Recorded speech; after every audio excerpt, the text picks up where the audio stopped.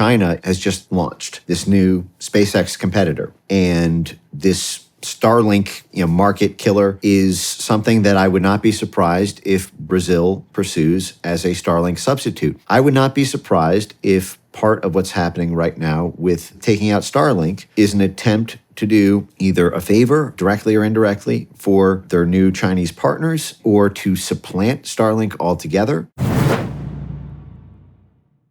How many people are going to lose internet in Brazil due to this attack on free speech and censorship? Well, Brazil has 200 million people, and X is the most popular news app in the country, even now after the ban came down, because of how many people are using a VPN, despite the threat of fines if you speak misinformation while using the VPN. Well, the reason I'm asking is because, part of the problem that Starlink was trying to solve was all the people that live in rural communities throughout the world that don't have internet, correct? Mm-hmm. Well, so what's going to happen when all these people lose internet and there's no other provider? Well,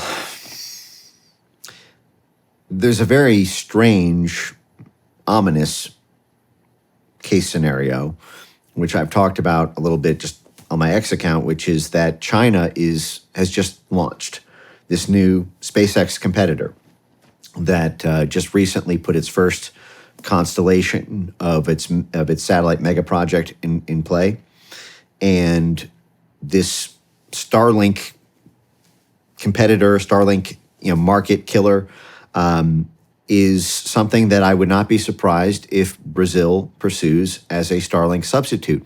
Lula hitched his star to China. Bolsonaro was very hostile to Chinese soft power and Chinese investment in Brazil. And Lula, who again was backed by the U.S. State Department, they wanted him to win. They sicked the State Department, the CIA, and the DOD on Bolsonaro to warn him against questioning the election. They didn't do that to Lula. And again, this whole censorship apparatus was set up by the State Department and USAID to kill Bolsonaro's political support.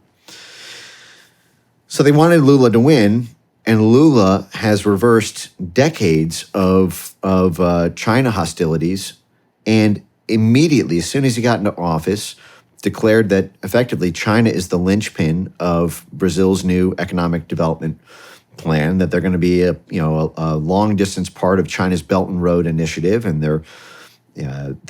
they are now hitching their star to China, which means they're going to need to do favors for China to do favors in kind. I would not be surprised if part of what's happening right now with taking out Starlink is an attempt to do either a favor, directly or indirectly, for their new Chinese partners, or to supplant Starlink altogether with this new Chinese competitor who is looking to get market reach and capturing, the 10th largest economy in the world would be incredible as a beachhead, not just in Brazil, but also in all of South America.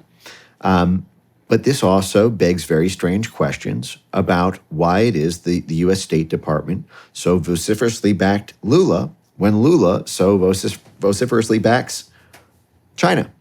That's wow. That makes this even more alarming than it already is. With China and all the data collection that they're doing, and so do you think we're going to start to see this, the Chinese, what's the name of the company?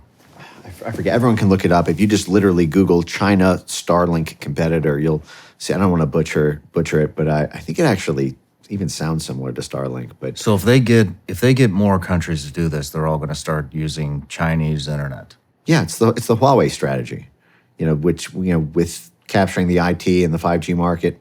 So that's how bad the U.S. wants to censor us. Is our number? They would rather have the entire world on Chinese internet, our number one adversary, than let people have free speech and use Starlink and X.